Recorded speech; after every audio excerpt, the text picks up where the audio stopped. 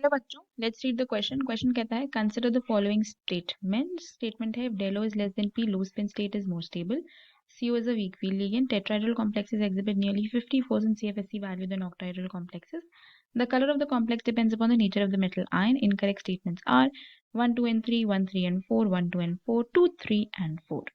तो आपको बेसिकली यहाँ पे इनकरेक्ट स्टेटमेंट्स बतानी है।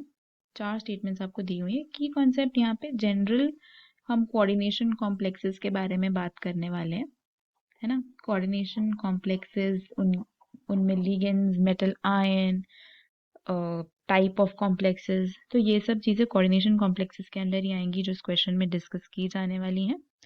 तो सबसे पहला है डेलो इज लेस देन पी, यानी कि जब डेलो लेस देन पी होता है तो लो स्पिन स्टेट ज़्यादा स्टेबल होती है।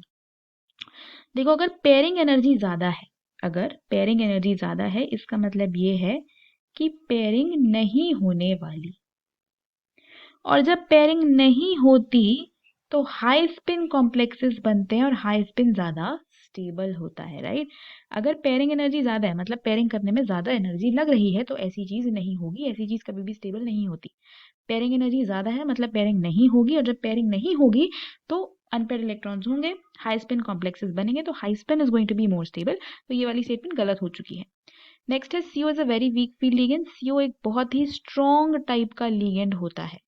CO is a very very strong field ligand. Spectro photometric data जो हमारे पास होता है of the strength of ligands, उसमें CO, CN, these are all very very strong ligands, right.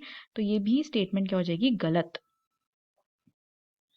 Next है tetrahedral complexes exhibit nearly 50% CFSE value than octahedral complexes.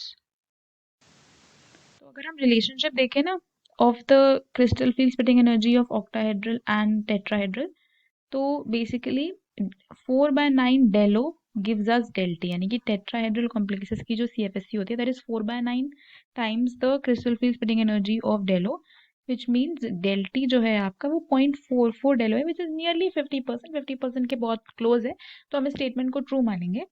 Next है the colour of complex depends on the nature of the metal ion. ये statement गलत हो जाएगी, क्योंकि अगर हम colour of the complex की बात करते हैं तो colour of the complex basically एक तो डिपेंड करता है आपके लिगेंड पे, लिगेंड कैसा है, पेयरिंग करवा रहा है नहीं करवा रहा है, और डिपेंड करता है कि स्प्लिटिंग कैसी हो रही है बेसिकली, ठीक है। तो it depends upon the crystal field splitting energy कि कैसी स्प्लिटिंग हो रही है, एंड DD ट्रांजिशन से हम कलर का पता लगाते हैं, ठीक है। तो it depends upon the nature of the ligand, the extent of splitting, इस सब चीज़ों पर डिपेंड करता है, मेटल आयन पे डिपेंड नहीं करता है। तो कौन सी इनकरेक्ट स्टेटमेंट्स हो गई, 1, 2 एंड 4, ये दिया हुआ है आपको ऑप्शन सी में। तो अगर इस क्वेश्चन में हम बात करते हैं अबाउट द फाइनल आंसर, तो वो हो जाएगा option C. Hope you understood it well, best of luck.